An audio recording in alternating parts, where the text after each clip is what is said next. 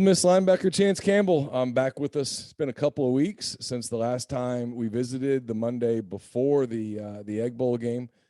Ole Miss, of course, won that game. The Rebels now headed to the Sugar Bowl on January the 1st. They'll play Baylor on New Year's night there in New Orleans. So we'll talk to Chance about all of those things. We'll talk about his future. I've already warned him that I've got to ask him the hard, big J journalism questions here. So he's braced. He's braced for that. Probably you can see the sheer trepidation in his face right now, knowing that those hardline questions are headed his way. First, I want to tell you that every visit with Chance Campbell is brought to you by the Rogue, 4450 I-55 North in Jackson, or therogue.com. You can get their collegiate collection through them for the Ole Miss fan in your life, whether it's a Mississippi State fan, Alabama, LSU, Auburn, whatever. They've probably got their stuff, but they've got a great selection of the Ole Miss gear that you've seen Chance wear throughout the season. Neither of us have Rogue stuff on today. Here's full disclosure here. Chance is back home, and he didn't pack any because he didn't know when we were doing this again, and that's perfectly cool. That's my fault. I didn't communicate with him until today, and I'm running a little late because my son's soccer practice went late for some pretty funny reasons as well, I think, as this soccer season of his goes along at Oxford High School. But regardless, Chance, how are you? I'm doing well. How are you doing? I'm good. Did you ever play soccer, by the way? Nah. I think maybe kicked a couple soccer balls, but nah. You look like the type watching you play on the football field, which is so funny because off the field you're this really kind, docile, quiet guy, and on the field you're pretty jacked up. It's like you paint the stuff on your face and kind of turn to a different person. But you seem like the type of guy that might occasionally get a red card in a soccer game.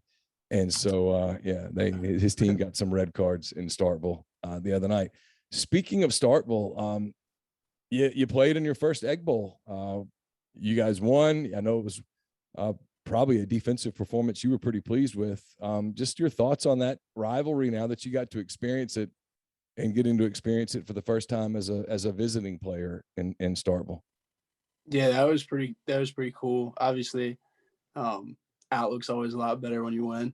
So that was a good deal. But it was cool to hear the stories and then be able to play and be like, okay, I'm not from Mississippi, so I don't know that I'll get it, or I ever really will, the way that people who were born and raised in Mississippi get it. But I definitely get it a lot more than, when I was a 6-month guy transfer who hadn't really watched the game every Thanksgiving because I love watching ball, but hadn't really been there. So it's nice now to be like, all right, I get it. I'm curious to get your thoughts on this because the first time that I went to a game there, people told me about the cowbells and stuff. And I was like, whatever. Some people are ringing some bells. But I mean, it is different when you experience it the first time because it can get really loud. The bells can be pretty annoying, in my opinion, at least. They can sort of grate your nerves. I know you were playing and they weren't ringing the bells as loud on offense when State had the ball and you guys were trying to stop them, but you have ears. You heard it the rest of the night.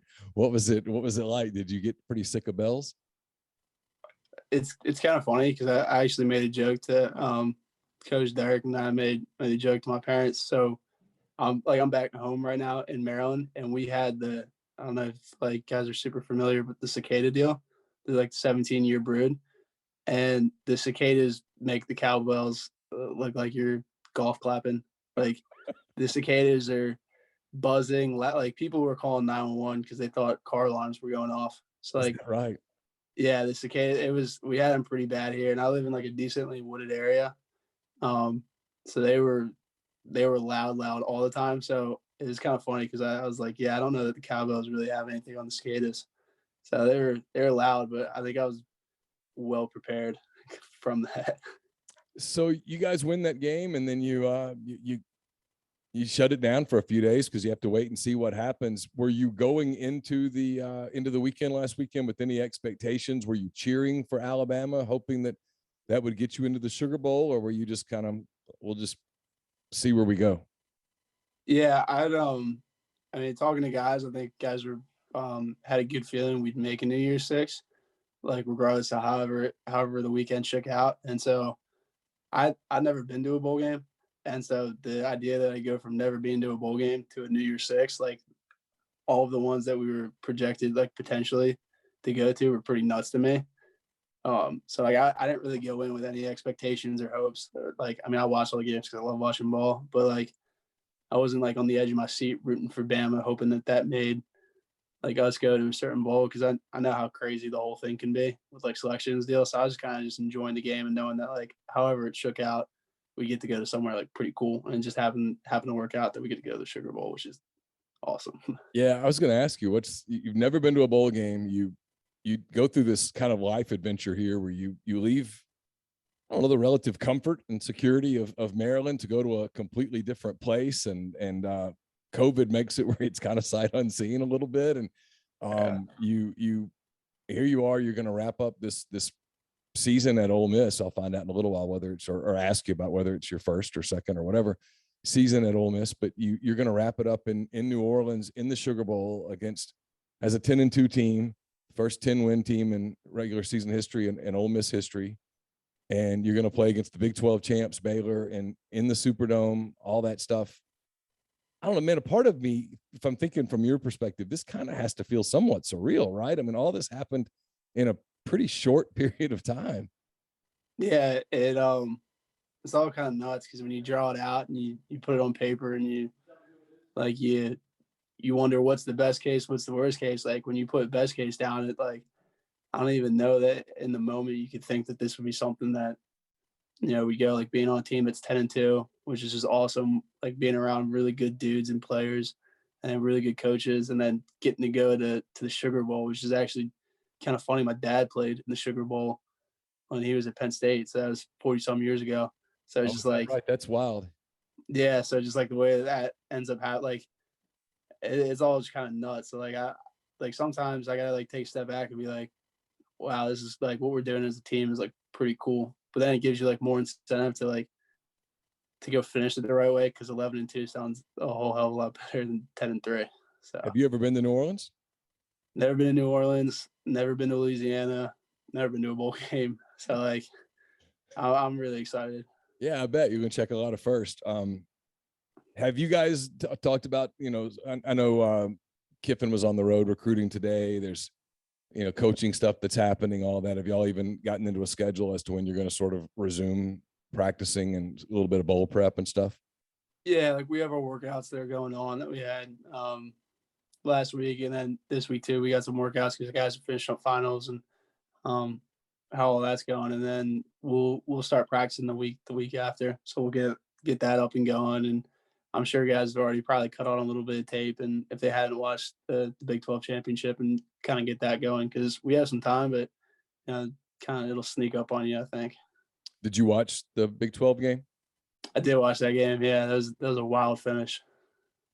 As a defensive player, that has to be like a fantasy to stop a game like that, right? I mean, an inch away from, he's right there. If he turns the corner just a half step more, it's a touchdown.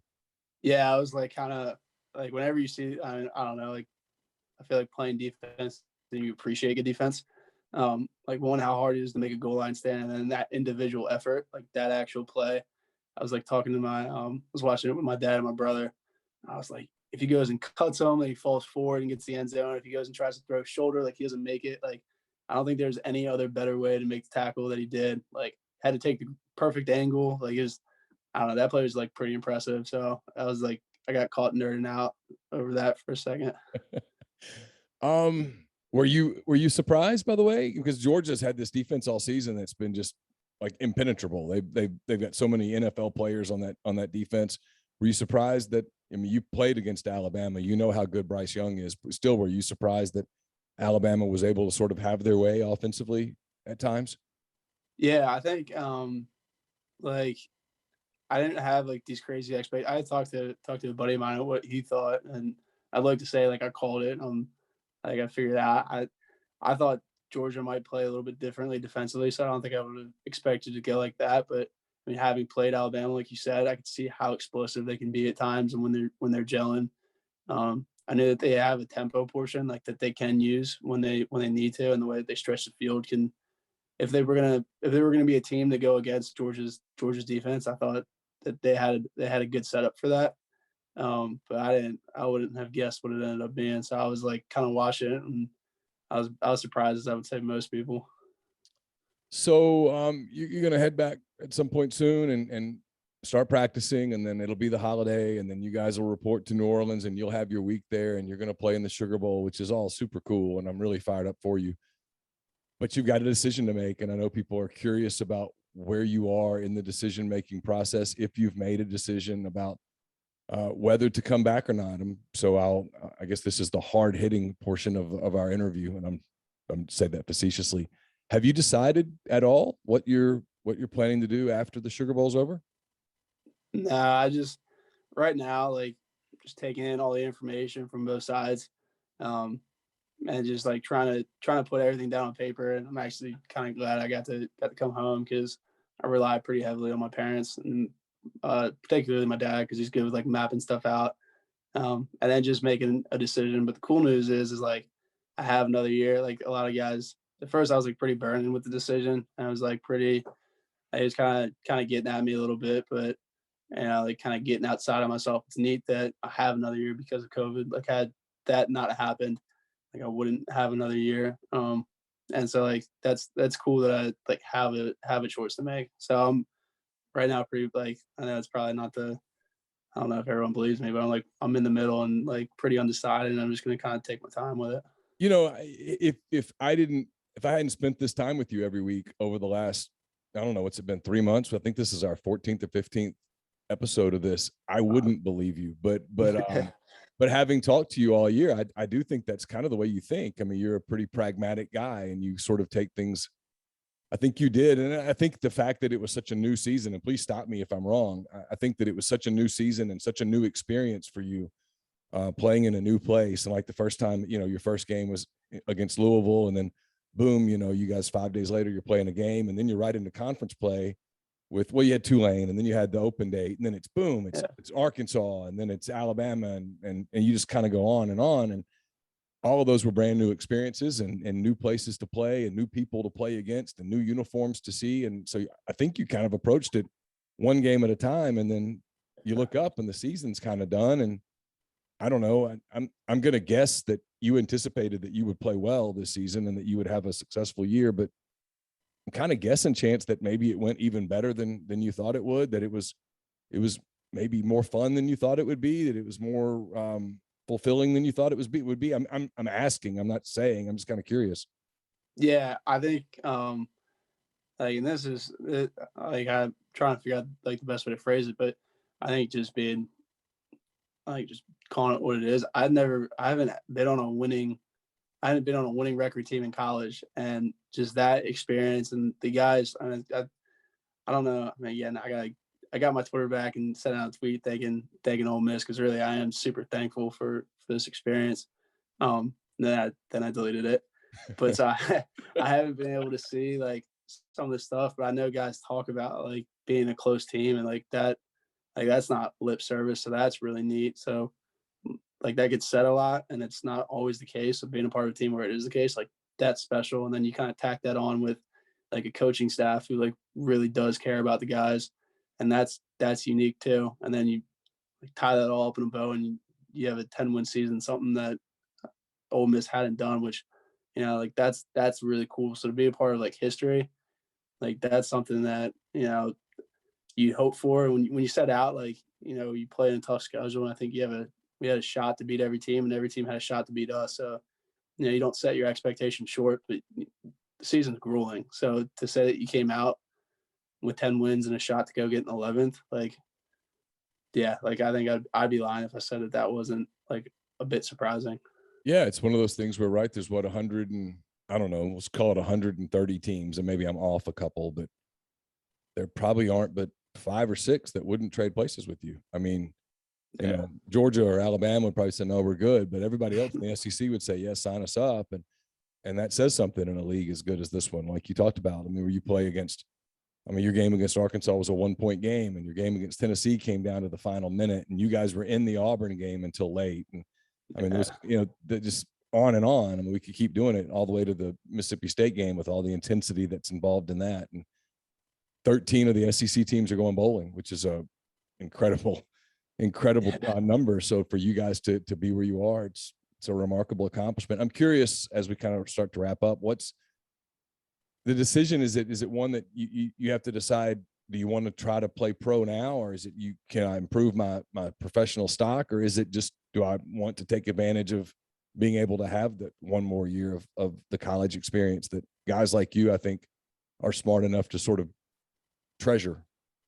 Yeah, I mean, all those things are factors, and that's what, like, just gotta get down on paper. But like, the experience that I've had here has been the best experience I've had in college, and like that, just like I said, that's not super common. And you don't get a lot of years of that. You know, I have dreams to go do it at the next level, but you know, every time you move on to the next level, it's not like the last. Like when you're playing, there's a purity to when you're playing in high school with like guys that you grew up around, especially if it's public school and you grew up playing with, and like you lose a little bit of that when you go to college. But then there's a different aspect. It's like really neat. You get to be a part of a town and community, and then you go play in the league and you lose some of that too. So like I don't want to take for granted all the awesome stuff that has been brought to Ole Miss, and like the opportunity to have that again for another year.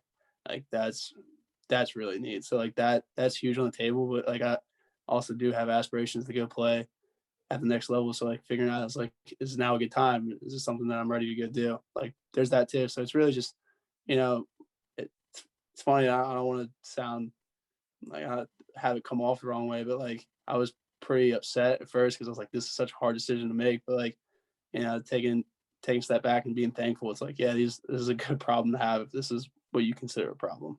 Yeah, sure, absolutely.